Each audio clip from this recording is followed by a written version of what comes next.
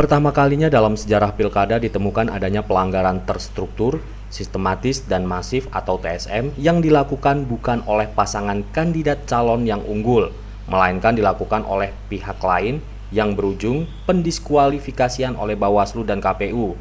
Dan saat ini perkaranya sampai ke meja Mahkamah Agung. Kasus ini terjadi pada Pilkada Kota Bandar Lampung dalam perhelatan Pilkada serentak 9 Desember 2020 lalu yang diikuti oleh 3 kontestan kandidat yaitu paslon nomor urut 1 Riko Menoza dan Johan Sulaiman, paslon nomor urut 2 Yusuf Kohar dan Tulus Purnomo, dan paslon nomor urut 3 Eva Duyana dan Dendi Amrullah. Pilkada Kota Bandar Lampung yang digelar 9 Desember itu dimenangkan paslon nomor urut 3, Eva Duyana dan Dendi Amrullah.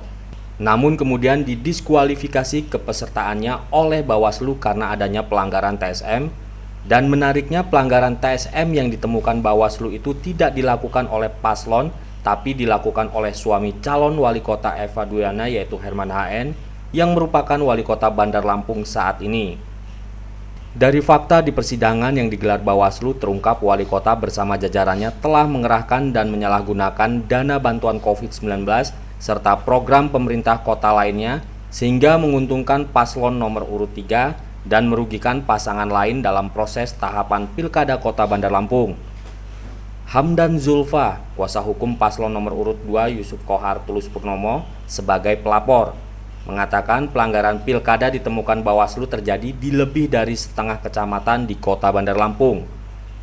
Dalam persidangan terbukti ada pembagian bansos COVID-19 berupa beras sebanyak 5 kg yang dibagikan merata untuk seluruh warga, dan berdasarkan keterangan saksi, saat pembagian beras disisipi pesan khusus agar memilih calon nomor urut 3.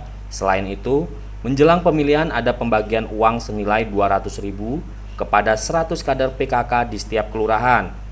Dan diketahui Eva sendiri menjabat Ketua PKK Kota Bandar Lampung. Sementara pelanggaran lain juga menjadi fakta dalam persidangan yaitu melibatkan aparatur sipil negara atau ASN seperti pengerahan camat, lurah, RT, dan linmas di 11 kecamatan.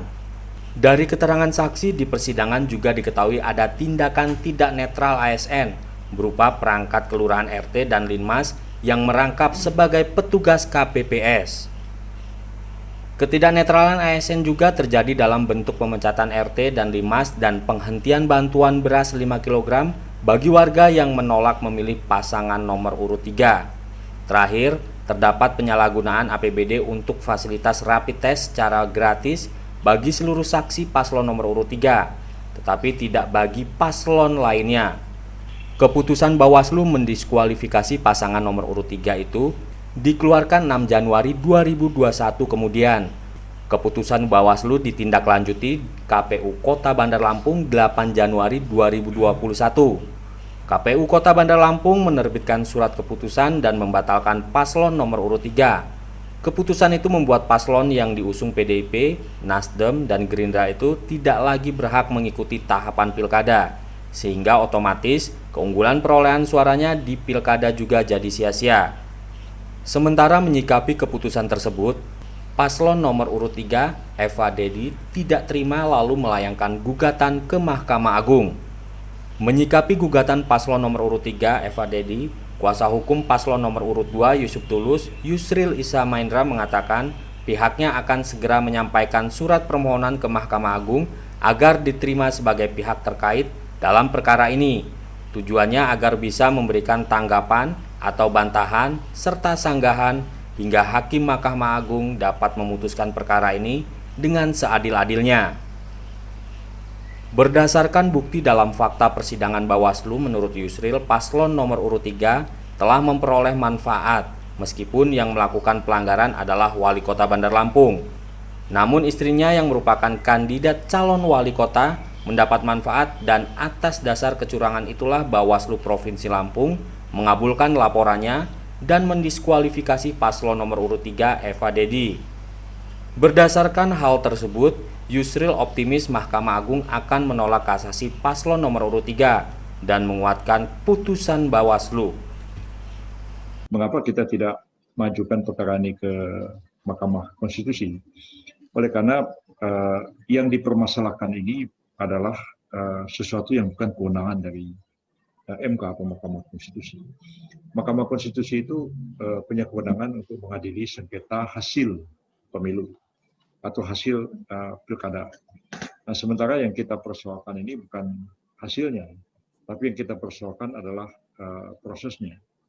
Dan prosesnya itu kita anggap terjadi pelanggaran secara TSM masif, walaupun di dalam persidangan itu kami mengatakan bahwa pelanggarannya sebenarnya tidak dilakukan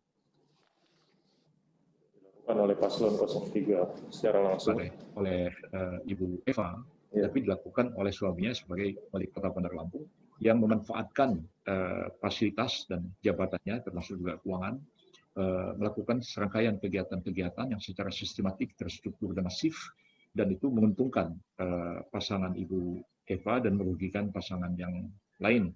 Ada 2 pasangan lain. Kami sendiri pengacara dari Pak Yusuf Tulus yang merasa sangat dirugikan dengan kegiatan-kegiatan itu.